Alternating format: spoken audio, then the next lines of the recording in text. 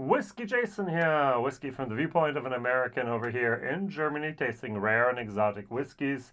Today I have something from Germany again, from Elsburn again, and this time matured in Malaga casks. Malaga is a city in Spain, but it also is a type of wine. So Malaga is a sweet fortified wine originating in the Spanish city of Malaga, made from Pedro Jimenez and Muscatel grapes. Now, the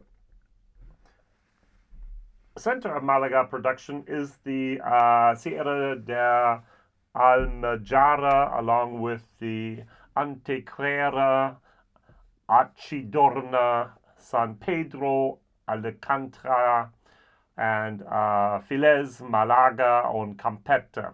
Wow, my Spanish is terrible. Now, in the Spanish wine regions of Malaga DOP, the winemaking history in Malaga and also the nearby mountains is one of the oldest in Europe. And however, like many of the world's greatest dessert wines, demand fell dramatically in the 20th century, and it was feared that this wine would soon become extinct. There has been a recent surge in interest in sweet wines, and Malaga wines are finding their place on the world stage. Yay! The main wine villages of this appellation includes Frigilana and Feles, and there are many red and white variants grown, but the only ones used for dessert wines are the Pedro Jimenez and Muscatel, as I mentioned before. All right, so what happened is the distillery here in Germany, Elsburn Distillery, they actually source casks, and according to their official website, it is word for word identical to the whiskey which I am going to use as my comparison whiskey. The Port and Tawny, yummy whiskey here. It says here, this Elsburn, the original Hercynian single malt whiskey, was allowed from the first to the last day to be matured in selected European Oak Hogsheads, which contained for years the maturation of the best Dulce Color Malaga. Okay. So, the only difference in the wording was here said in selected port and Ruby Port and Tawny Port, and here we have selected Dulce Sweet Color Malaga casks. I love this whiskey. I gave that a C plus, B minus. 65 euros is basically the price for this, and 65 euros is basically the price for that.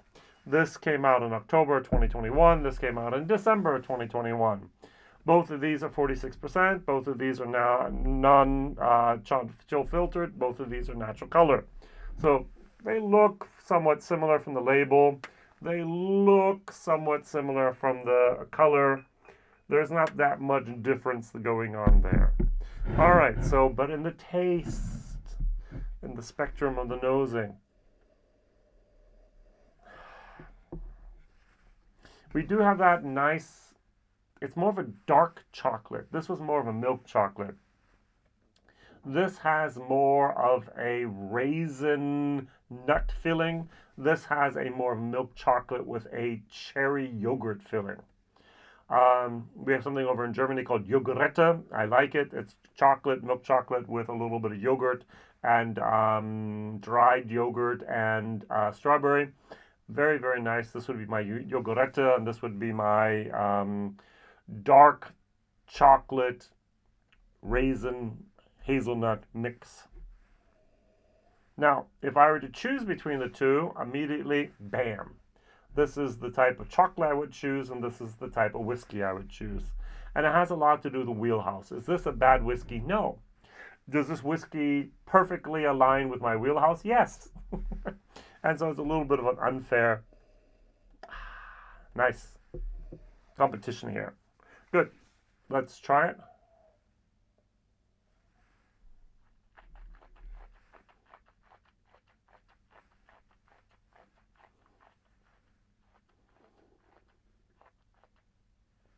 There's a lot more of astringency, a lot more of tannins going on here. This is a little bit of a dry whiskey. This is much sweeter. This has a little bit of that raisin nut mix going on here with a dark chocolate.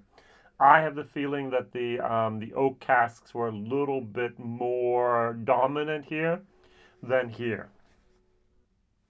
Now, if you like a dry whiskey, if you like a dry wine, this is good. I actually prefer dry wines to the sweet wines, but somehow this really, really has caught my flavor attention here. I like this. Hmm. Hmm. A lot more than I thought I would. Sometimes Elburns is a little bit overloaded with flavors. It's almost too much. This is bordering on the almost too much for me. This is not. This is exactly right at the level where I think it should be. It's got that milk chocolate. It's got a little bit of the dark chocolate. It's got that nice port berry moment going on there. That caramel. Yummy, yummy for my tummy. This just doesn't hit my wheelhouse. Not a bad whiskey, just not what I like. C minus in taste, C minus in price. This is a B minus, C plus in taste, and a C minus in price. Both of these are 65 euros. Both of these should be less. If I think about what type of bourbons, I can get a Booker's for that price over here. I can get Elijah Craig for that price. What would I prefer? Of course, Elijah Craig. I can get two lot 40s for this price. I can get a Caledonia from Edredauer, plus on top of that, a Johnny Walker Red Label, which I don't need. And that's just things that's just 65 euros is a lot of money to give out, to shell out for a no age statement whiskey. Yes, 46%. Yes, non-chilled filtered. Yes, it's natural color. Yes, it's handcrafted, but still it's my money, and I say it's a little bit overpriced for that, what I can get elsewhere in the world. I'm sorry. Yes. All right, so my question of the day is, do you know of any other whiskeys that have a Malaga maturation or finish? I do know Glenmorangie had something. Anyone else? Thank you very much for watching, liking, subscribing, telling others, and sharing. Don't forget to hit the bell if you want to be reminded each time I send out a video. More than one time a week, almost every day. We'll see what happens in the future. All the best. Thank you very much. See you soon. Bye-bye.